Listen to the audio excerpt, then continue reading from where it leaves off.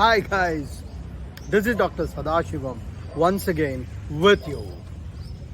Guys, in organizations, if you look at the pyramid of the organization, after a certain level, your qualification, the college you come from, the companies you have worked earlier, your mark sheets, they cease to matter. Your technical knowledge, your functional knowledge, they all cease to matter. Because when people have reached a certain position in the organization, it is a given that you have all those skills and they cease to be a differentiator.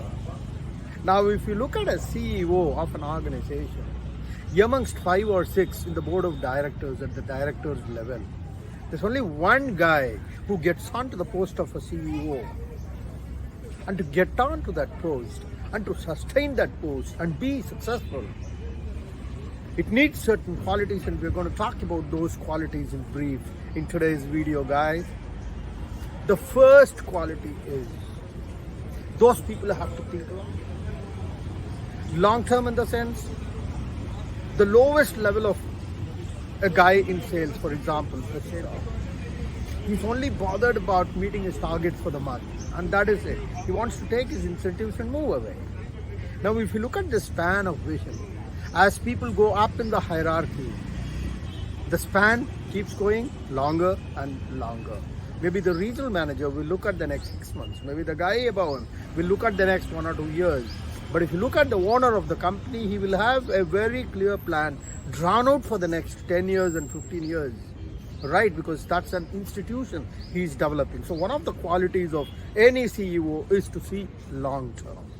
The second very important quality is they're not perturbed by events, small events. For example, company has made a very huge success when everybody is in a state of euphoria. You will find calmness in the face of a CEO.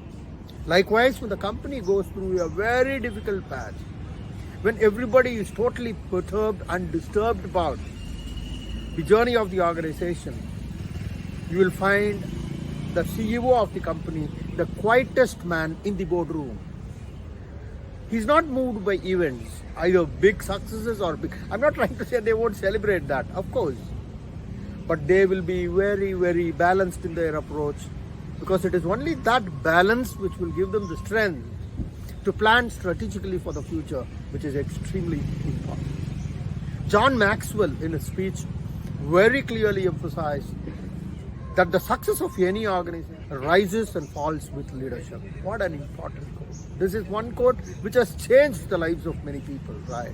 Thirdly, we are going to talk about response and react. Great leaders respond after a deep thought. They don't react, because normally what happens is when you react, your limbic system is in operation.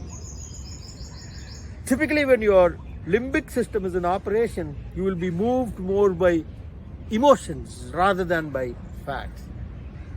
And for the CEO, facts, data, rational thinking is what is extremely important. And business decisions cannot be taken on the basis of emotions. Very, very important. The next important quality is schedule your day. The time needs to be valued. If anybody has to measure time and money, time should be given. Because money, if you lose, you can gain every time, any time in the future. But time once lost can never be brought back. Very, very important. Value time over money.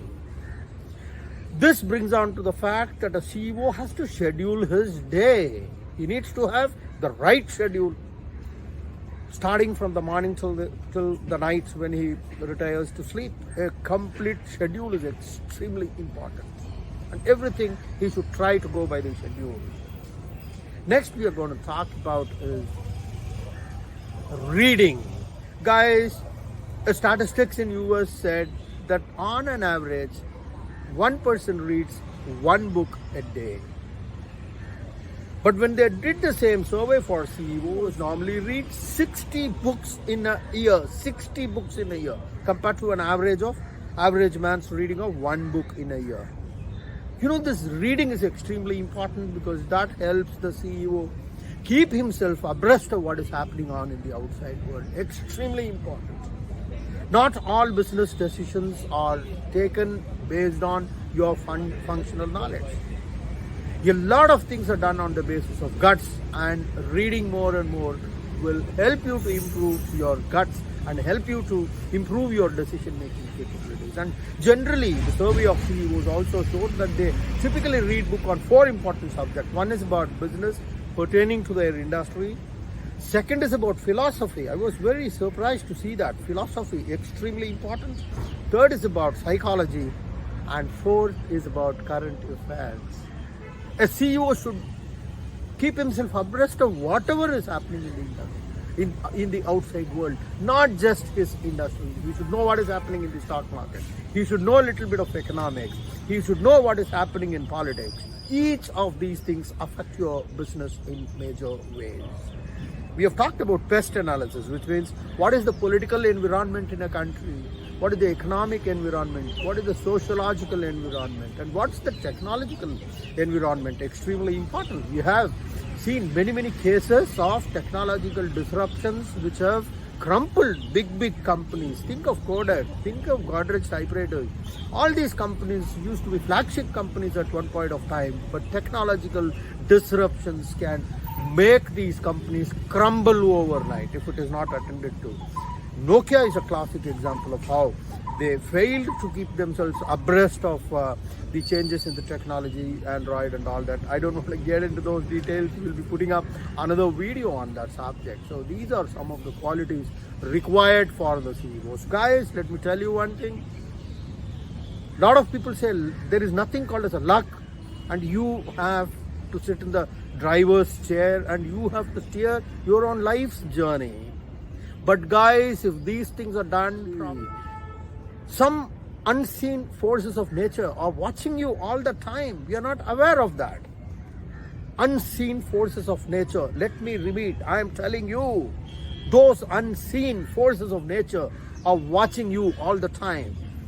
And if one sticks to basics, one is true to himself in terms of efforts that he is putting, and if one is following some of these qualities in real spirit and letter, gods come around, they sprinkle mercies, they sprinkle that kind of luck on them. So what we think luck is not luck. It is nothing but an outcome of so many efforts that we had taken in the past. You're not able to consciously calculate all that, but every time anything done in good intention, the outcome may be a success or a failure. We're not bothered about that outcome. Outcome could be anything. But the fact that the right efforts were put on the right time, with the right intention, definitely will serve as a catalyst for one's growth. And that's it for today. I hope you liked this video. Thank you very much. And this is Dr. Sadashivam signing off till we meet again in the next video. Bye bye. Jai Hind.